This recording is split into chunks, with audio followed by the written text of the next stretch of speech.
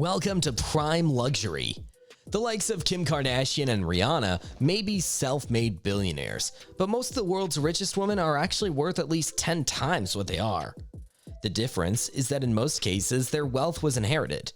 But whether they were born into a dynasty or married into their windfall, even the richest woman on earth only has a net worth that's a third of Elon Musk's $218 billion fortune. Check out these top 10 current richest women in the world.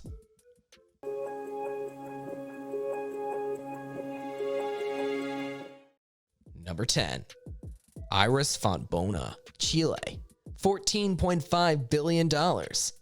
As the queen of Chile's mining industry and the matriarch of the country's richest family, the majority of Iris Fontbona's wealth comes from Antofagasta, the copper mining company she inherited from her late husband, Androcino Luksic, who also founded what has become one of the world's largest copper mining businesses.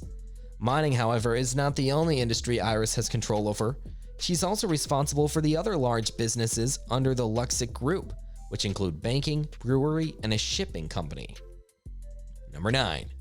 Gina Rinehart, Australia, $15.5 billion. Gina Rinehart is another mining magnate. Her main business is the iron ore mining corporation that was originally established by her father, Lang Hancock. Gina, however, neither has the conventional heiress story, nor does she want to be called an heiress. She's not one because she did not inherit her father's wealth, only his burdens. When her father passed away in 1992, Gina was left with a business that was on the verge of bankruptcy, but which fate she managed to turn around successfully. To her and those who know her and her story, Gina is a self-made billionaire who made the best out of the terrible financial situation she was forced to deal with. As she continues to expand her business and travel the world in her $80 million private jet. Number 8. Charlene De Carvalho-Heineken, the Netherlands, $15.8 billion.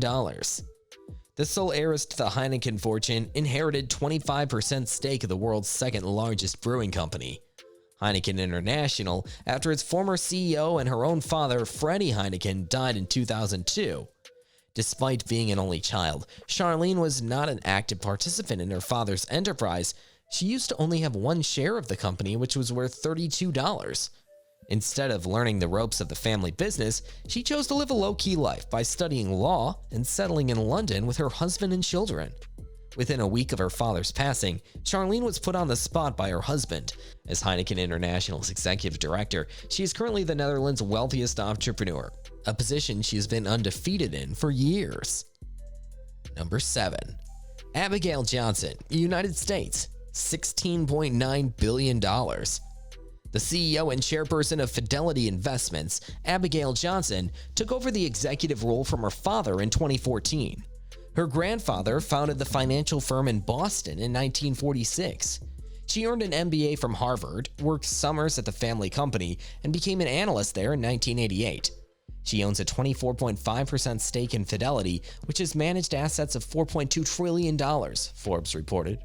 Born in Boston, Massachusetts, Abigail Johnson broke traditions as she became the most powerful woman in the field of finance after taking over the chairperson position of Fidelity Investments, one of the top 3 financial services companies in the United States. Inheriting a fortune worth trillions of dollars in assets, however, is not a breeze, especially for Abby, who had to penetrate what is typically a male-dominated industry and make a name for herself, which she did. Johnson has taken a non-traditional approach at the helm of Fidelity, launching new products targeting millennials and embracing socially responsible investing in cryptocurrencies. She is married to healthcare entrepreneur Christopher McCown. Not only does Abby's success serve as proof that a woman can hold her own in a man's world, she also uses her position to bring more women into finance and investment management business by encouraging them to take part in the industry and making her company a welcoming place for women who want to have a flourishing career in the finance industry. Number 6. Susanne Klatten, Germany, $19.6 billion. The 56-year-old German-born businesswoman and mother of 3 currently owns more than 19% of the world's largest maker of luxury automobiles, BMW, which also owns the Mini Cooper marquee and the Rolls-Royce brand. Susanne, however, is only the second biggest shareholder next to her brother, Stefan Quant, who owns more than 23% of the company. Susanne's success as an entrepreneur is not reliant on the family's main business. Over the years, her focus has been on Altana AG, a pharmaceutical company founded by her grandfather, which she has propelled to world-class status. To this day, she remains as the chairman and sole owner of Altana AG, which reportedly earns $2.5 million a year in sales. Number 5. Laurene Powell Jobs, United States, $20.6 million. Laurene had always been in the shadow of her late husband, Steve Jobs, and would rather keep it that way until he lost his battle against cancer in 2011. His unexpected death at the age of 56 left Laurene with a high-profile fortune tied to her name, a fortune she had to take care of in the midst of grieving the loss of her husband, becoming a sole parent to their children, and dealing with the spotlight she would rather stay away from. Unknown to many, Laurene has carved her own mark as a philanthropist. The biggest of her projects is the Emerson Collective, an organization based in Silicon Valley, California, which focus is advocating for social change. The organization was founded in 2004 and operated quietly, too low-key that even one of her 10 hires in 2010 was not aware of the Emerson who owned the company. Fast forward to today, Lauren's net worth may still be mainly defined by the money from her late husband's company, but she's also making a name for her own self through philanthropy. Number 4. Huiyan, China, $22.4 billion. Yang has made quite a few accomplishments this year. She earned $2 billion on the first 4 trading days of 2018, remains as the richest woman in China for 6 years in a row, and she also turned 37. Yang is also the owner of Bright Scholar Education Holdings, the company responsible for operating the biggest international K-12 schools in China. Number 3. Jacqueline Mars, United States, $27 billion. Jacqueline Mars literally lives the sweet life as an heiress to the world's biggest confectioner, Mars Inc. Currently, she owns approximately 1/3 of the company, which is the same as what her brother owns.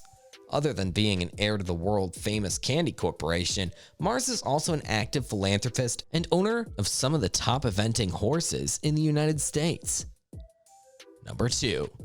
Alice Wallace, United States, $46.4 billion. The youngest child and only daughter of Walmart founder Sam Walton might not be as focused on the family's business like her brothers, Rob and Jim, but it doesn't mean she doesn't earn a dime or billions from it.